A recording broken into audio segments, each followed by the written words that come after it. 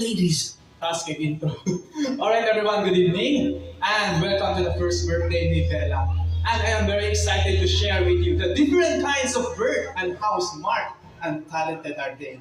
O dili na nato dugayon pa no, let's have fun and let the bird show begin. And for our first bird, here we go.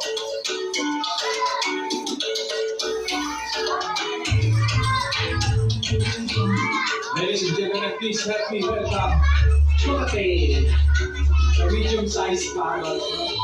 As you can see, and by the way, kids, his name is Elvis. Everyone say hi, Elvis. Alright, Elvis is a medium-sized parrot. As you can see, as you can observe, nasa color sa iyang ating, no? It is normal color. And as you can see also, ma-up siya.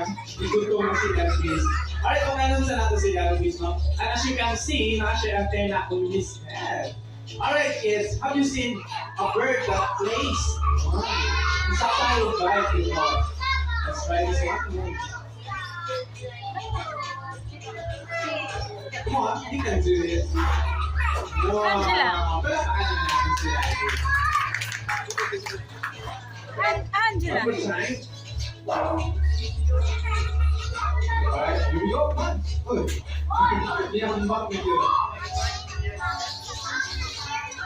Alright, Elvis also has a special talent. As you can see, nasa antenna on his head. Defense mechanism niya siya pag naay kalaban, no? Limit niya siya electric current. This is the most powerful bird that I ever had. You can see.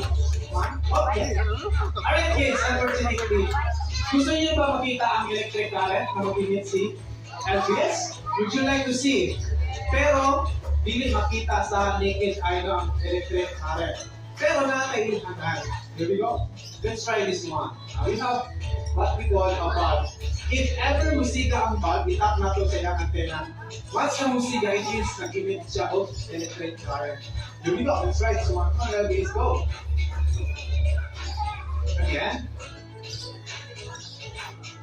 One by the right. It's okay.